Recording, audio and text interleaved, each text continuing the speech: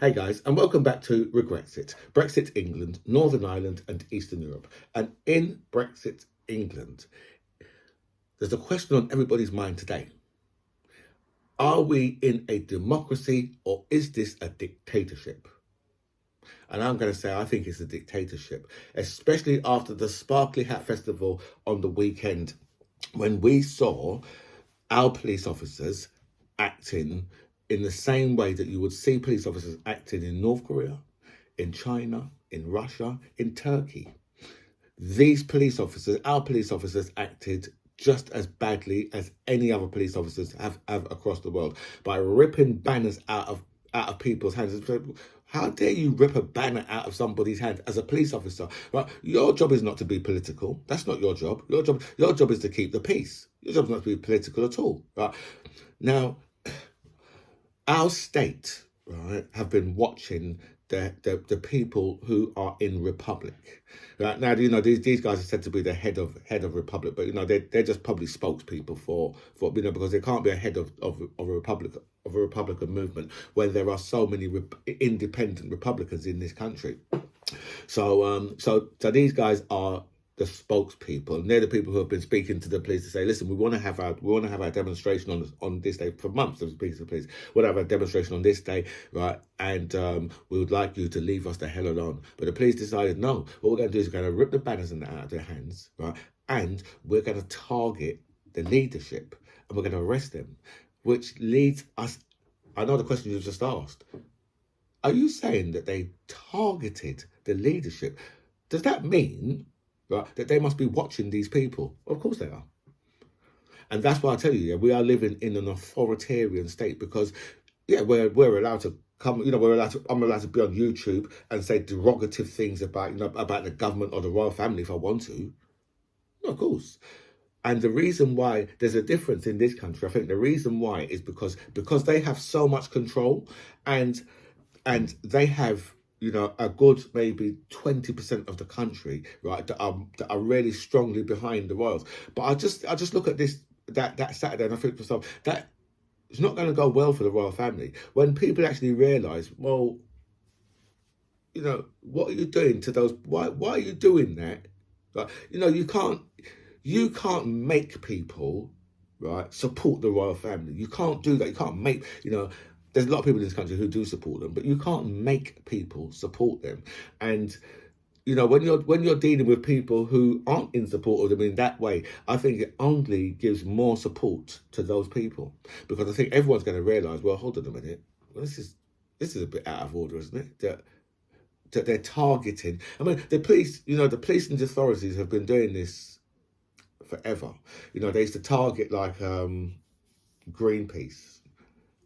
They'd get their operatives in. They'd get their operatives into animal rights protesters and things like that. Animal rights protesters would blow up. They would blow up a vet surgery and things like that. Do you know what I mean? Well, maybe not so much vet, but slaughterhouse. Maybe it's a slaughterhouse or something like that. They would blow up back in the day, and the police, right, often had people embedded, often, right, as agitators to make people go through and make people actually commit real criminal offences. Because, a lot of this didn't come out till years later, that the police were so far embedded in a lot of these, so they got some of the women pregnant. And 25 years later, these women are finding out that these people was actually police officers, because these guys have just disappeared out of their life. And then they're finding out, hold on, and I've had a child with this person, and there was a police officer all that time. They were sent in to actually watch us. So this country, the United Kingdom, right, I think we all found out after the Sparkly Hat Festival on Saturday that this we are living in is a dictatorship.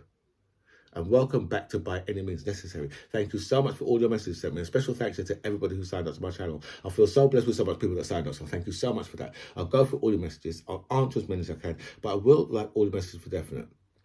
So, I don't know if you saw Donald Trump under oath, because he's got this civil rape trial with E. Jean Carroll, and Donald Trump was shown a picture and he's under oath, right? But this is months ago. This is the reason why Donald Trump could not go and give evidence, because Donald Trump always thinks he's the smartest person in the room, but I can tell you, Donald Trump is always the biggest idiot in any room that he's in, right? Even when right, he's insulting the poorly educated to their face, right? He is more stupid than them, right? But Donald Trump under oath. I mean, they gave him a picture, right? And he's gone like, oh, yeah, that's my ex-wife, Marla. And they just looked at him. They went like, you what? They was like, no, that picture of E.G. and Carol, the same woman that you said she's not your type. She's not his type now because she's a woman in her 70s, I believe, right? So she's not his type now. Right, but believe me, right, the picture that I saw of Donald Trump, right, and his wife, and E. Jean Carroll and her husband, there was a picture of all four of them together, right, and that's where Donald Trump's made the mistake. He's picked E. Jean Carroll as his wife, right, instead of his actual wife that was right next to him, right? And he said that woman is not my type. Right, but he looked at pictures of her now and he said, oh, she's not my type. Yeah, of course not, because your wife is in her 50s. So of course a woman in her 70s will not be your type. Oh, America has another mass shooting, right, in Texas again. You know, it's only Uvalde just the other day. You know, what was the Uvalde?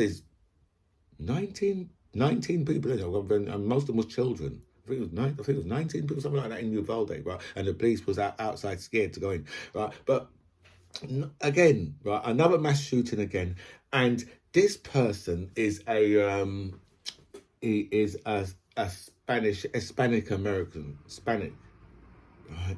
And also a white supremacist. How are Hispanic people white supremacists? And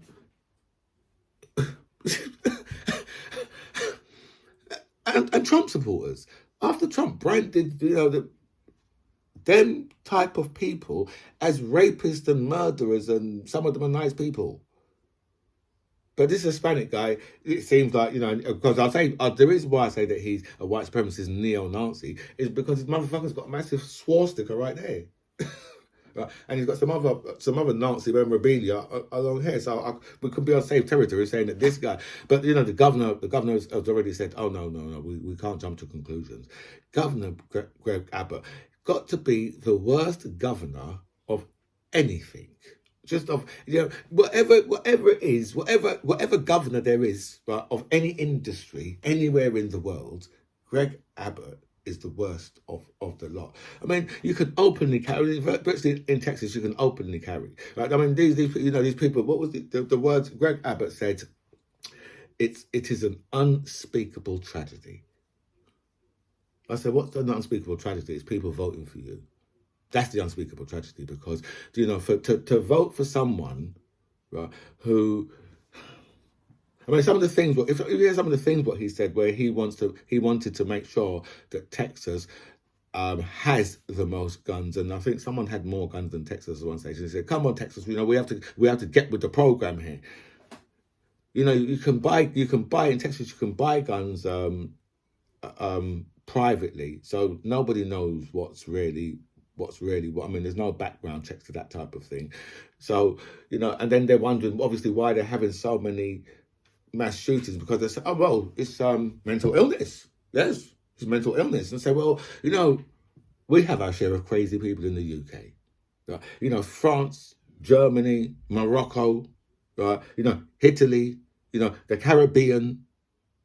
Let's say some of the countries in the Caribbean: Grenada, St. Vincent, Barbados, Dominica, St. Lucia. Ireland. Stockholm, Holland. Everybody has mental health people in their society that are mentally ill. But the difference is they don't give them guns. What America's problem is, is America, people are mentally ill. All of them. They're crazy. These people are. Right? How the hell? Right? And these politicians. I mean, these Republican politicians are just simply taking money from the NRA and things like that. So that's in their interest. And when I say money, I mean these guys are taking big money. 5, 10, 15, $20 million. So so for them, it's in their family's interest for them to say, no, oh no, guns are fine. It's not the gun's fault. It's not the gun that's going around killing people, is it? Put a gun on the table and it's going to shoot anybody? No, no. But this is what they're blaming. They're blaming mental health, right? Everything else. But I mean, these people have got important stuff to deal with anyway in America, because they need to ban TikTok and somehow get on top of the drag queen issue. They've got to do these things, and banning Black history. They've got all this stuff to do, right? So obviously they're very busy, so they can't be, banning guns. And besides, right? I mean, when you looked at Uvalde, right? Clearly, it was the children's fault for running in front of the bullets. I mean, that can be the only explanation. There can't be any other explanation. That's what it's got to be. People are fucking crazy, right? I saw, three middle school kids have run onto a bus in America, right, and tried to kill another kid. Luckily, he put the gun right to his chest, and luckily the gun jammed. Right, but other than that, he would have, and when you looked at these kids was the ones who run on the bus. They was 12, 13, 14 maybe, and they've run onto the bus and tried to murder another kid. But speaking about American buses, yeah, a couple of months ago, I saw a video, and it showed from an aerial picture of this, right, and what it showed was it showed a shape of an AR buses, school buses in the shape of an AR-15. And at that time, there was 54 buses there, right? And that was how many children had been murdered by guns in America. Could fill 54 of those school buses, and that was 2 months ago. And so far, when you look at places like Texas, yeah, these people are shooting each other on a daily basis now, And I mean, I think someone in Texas, yesterday or the day before, I think it might be Sunday, right, run over a load of killed 8 migrants that were standing at a bus stop in their car. Because that's where, a Donald Trump society gets you. That's the type of thing it gets you, And we'll move back over to the UK because I'm already so far on this video over already. Right? We'll move back over to the UK, and receptionists will now be given the right to question you even more. And the government have come up with the perfect solution, right, to clear all the backlogs, and get more people to see their GPs. And they've given new advice, and £200 million they've given towards this. 37 billion towards track and trace, but let's not speak about it anyway, right? But £200 million they're giving GP surgeries, so GP surgeries can say to you, I think that you should see a pharmacist. So what? Yes, see a pharmacist. The people in this country are just so stupid. This is a very sad place to be, where the government can just say, well, yeah, we're coming up with new stuff. We come up with new stuff all the time, and we're going to tell receptionists they can tell you must go and see a pharmacist before you come to the doctors. I don't know. Maybe it's good. Maybe it might be good advice, but it's something that I've always done. I've always gone straight to the pharmacist before I've gone, because these people have got like years and years at university. Right? I think they do about a year less than a doctor does at university. Just there's some very crazy people in this country. The asylum barge has landed in the United Kingdom. Right? It is as we speak. I believe it is mooring as we speak. And I know the question you just asked. Why didn't they do that in the first place? And I said, why didn't they do that in the first place? Because they needed to wind people up. Right? Because really, I mean, if you've got any sense, right, the first thing you do is you take over all, disused army barracks. A barge is a very good idea to have, that you can keep a load of people on.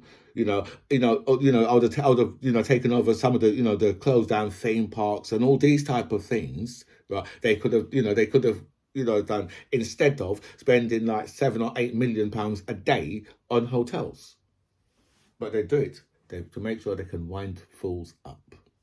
That's why they're doing it, right? You know, what a bloody good idea to get the BB Stockholm, right? That I think it's got capacity of 250 people, but they're going to cram 500 on there. But you know, it's not that. You know, I'm not really watching that because this thing this thing has got it's got decent facilities on it from what I've heard. I don't know. I've never seen it. I've just seen it from the outside. So from what I've heard, it's got decent facilities on it. You know, so you know, but you know, these type of things are a good idea rather than spending out, you know, millions of pounds a day on hotels just to wind up the people who will say to you, yeah, but what about our very own people, right, who are sleeping on the streets? Like they ever cared about those people ever before, right? And listen, let's do one story about the EU because, you know, the EU are due to delay the fingerprint and facial recognition checks at Dover. And you know what's happened? The UK has begged them for that because next year we've got 2024 Paris Olympics. So obviously you can't have people trying, you know, 24 hours to get through Dover because that's what it's going to go to. It's going to go to 20. It's going to go to 18, 20, maybe 24 hours of waiting because right now people have got a 14-hour wait and we haven't got fingerprint and facial. They've just got to have their passports checked. So once the others come in, I mean that might put each person at another, you know, maybe 30 or 40 seconds each person. So obviously that's going to build up one hell of a lot. So now obviously Britain has been begging the EU. My friends, I've gone so far over on this video. I was 6 minutes over. But yesterday was bank holiday, yeah. And I was supposed to do this video yesterday, but I'm doing it today. So my friends, I'm going to bow out of here. This, my friends, is By Any Means Necessary. I'm VMC John Ribs. It was really nice to speak to you guys. Comments below.